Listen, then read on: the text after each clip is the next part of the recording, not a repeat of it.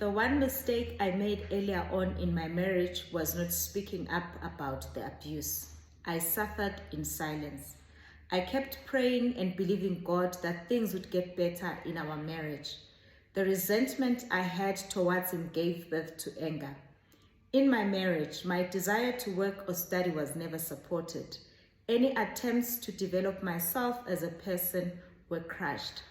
Hi everyone, my name is Noma Mtombeni and welcome to my YouTube channel, Healing Pause.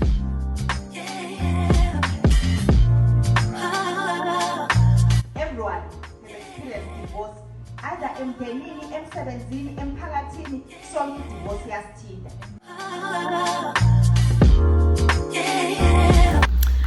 Namhlanje ngizobe ngikhuluma ngezizathu ezihlukene zokuhlukanisa.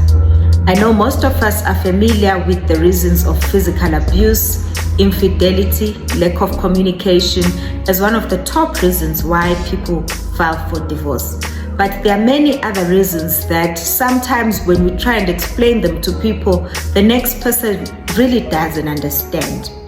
I'll mention a few, and I'm not saying go to the few that I'm going to mention today, they are the absolute. Emotional abuse. How would I define emotional abuse and what do I have to say about it? For starters, emotional abuse is very painful ngoba you have no scar to show for it. You have no blue eye, you have no broken hand, you have no limbs that are broken, you are not on crutches.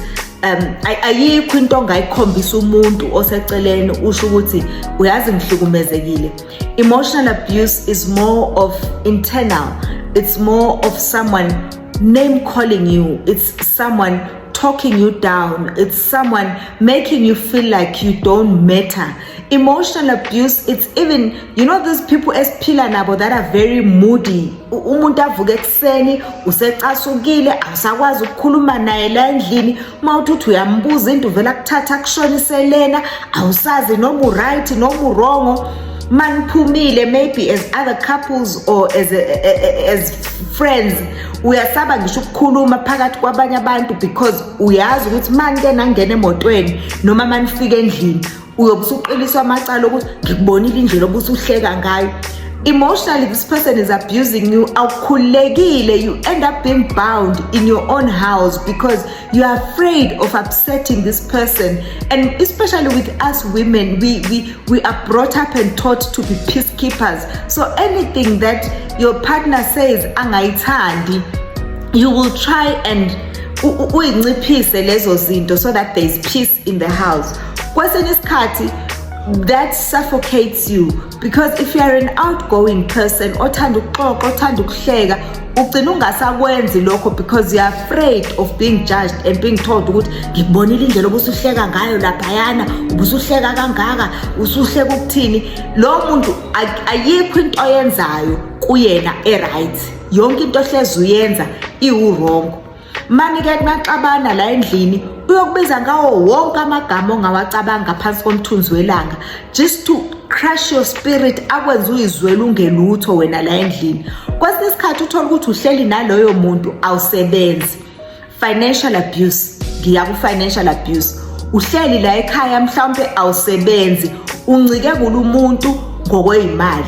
Njalo kumele akutshele ukuthi yimina engisebenzayo awukazi ufike nalutho wena la endlini. Every time this person has to make you feel ukuthi they are the breadwinner and they are the ones who are supporting financially. Omunye uthola ukuthi umuntu wesifazane osebenzayo yena akasebenzi, ikhadi lihlala kuyena, uyena olawula imali. Uzuthi wena usebenza uhluleke ngisho ukuthengela isicathulo, uhluleke ngisho ukuyithengela ubhodisi kodwa uyasebenza. Okunye ngiyangikubone okuyimbangela yokuqeda imshado, not being compatible. This one, it's a big one, and I also saw it playing out in my own marriage. Hence, the clip that I read, I was talking about not being supported in my desire to improve myself as a person. So, not being compatible talks about the alignment. Ukuthi siyabantu. I have my dreams, you have your dreams. When we come together, when we discuss the issue of marriage and this family, our dreams must align. Into yethu kumele iqondane ihambe. Iphupho lami lokuthi ngisafisa ukufunda ngiqhubekele phambili ngempilo and improve myself, that should not be viewed as me being disobedient. I know bakhona abantu abathi umuntu wesifazane ufundela ini, I am doing everything in this house. Leyo nto ayisho ukuthi wena if you are doing everything in this house, I should not have my own livelihood.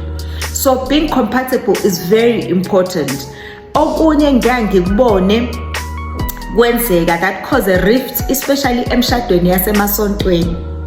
Uthola ukuthi kunalezi inceku, he doesn't work, he is not studying, he's doing nothing with his life except ukufunda iBhayibheli nokulinda ukuthi ayoshumayela makuyisikhathi sokushumayela. Unkosikazi uyena osebenzayo la ekhaya, uyena ondlayo, uyena owenza yonke into. Leyo nto bakwethu iyamlimaza umuntu wesifazane emoyeni. Remember, a man is said to be a provider. Bese mina ngifika nalokho enginakho sengizonezezela okuvele sekuqalwe uyena, okuvele sekwenzwa uyena. Now, mase mina ngiwumuntu wesifazane sengithatha indawo yokuba yiprovider, kusuke sekuphambana inkomisho. I'm not talking about ukuthi ubaba ubesebenza walahlekelwa umsebenzi, angikho lapho. Ngikhuluma ekuthinini ubhuti akasebenzi, ayikho into ayenzayo ukufaka imali la ekhaya. Umama uyena owenza yonke into la ekhaya. It becomes too heavy. Umuntu wesilisa udalelwe ukuprovider. That is how it's meant to be. That is how it's supposed to unfold. And men take pride in being providers. Men kuyabajabulisa to be able to provide for their families. Once umuntu wesifazane kwaba uyena oprovidayo, niqhamuka senithi akahloniphi, akenzini ukuthi, it's because she cannot articulate ukuthi baba angithandi njalo ukuthi ubulokhu uhleli la ekhaya ungenzi lutho. Okunye esiyasikubone emasontweni when we talk about being compatible, uthola ukuthi usister uyavutha lapha ya esontweni, but that is all we know about you. Ubhuti uyavutha lapha esontweni bese kubona ukuthi hayi Ncegu nangu usisi lapha ovuthayo uzoba unkosikazi. Kodwa mawufika endlini lo muntu, that person has no people skills. That person is not driven. That person has not goals.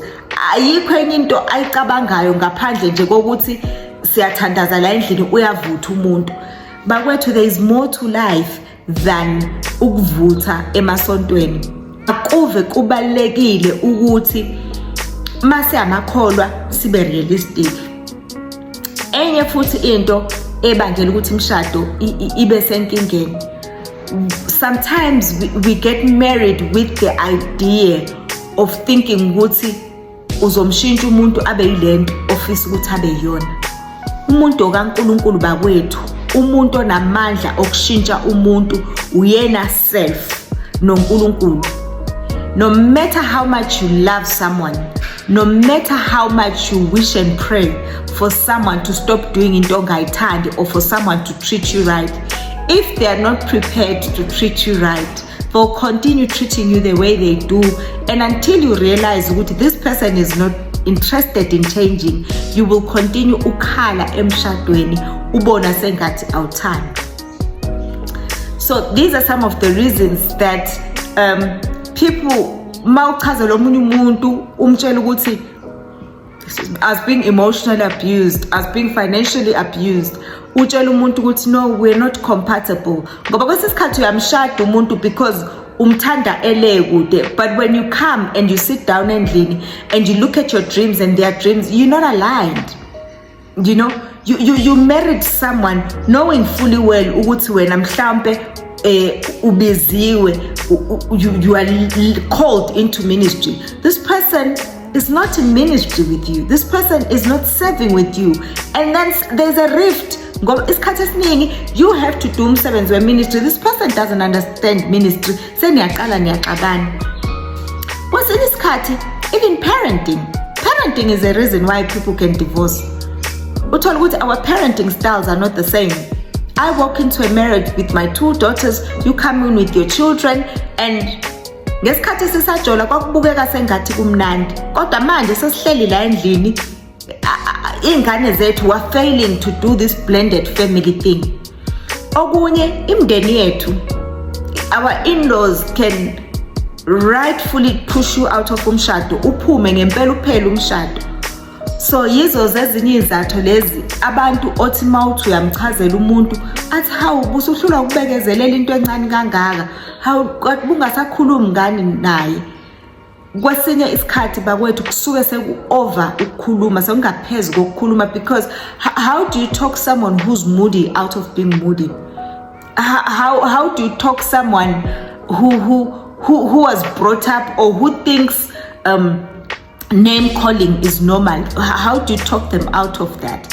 So ziningi izinto ezenza abantu ukuthi bahlukanise. And one thing I always say to people is the reason for divorce should only make sense to you when who has decided to divorce, or to your partner. Remember, there are people who sit down together and say, Yazin, I think this marriage is not working, asihlukanise. Or nibabili kube khona oyedwa oshoyo ukuthi this thing is not working, let's go our separate ways. Whichever way the decision comes, but the bottom line is the decision has come, and whether umunye uyasimukela noma akasimukeli, kodwa loyo othatha isinqumo sokuhlukanisa, let it be a decision that you take on your own, and no one should coerce you into it. No one should tell you ukuthi how noma mshiye awumboni ukuthi akekho right. Ngoba the road to healing, the journey to restoration is hard. Divorce is painful. Divorce is challenging. I wouldn't wish it on anybody. If anything, I wish people could stay together. But I do understand ukuthi there are times when going your separate ways is actually for the best.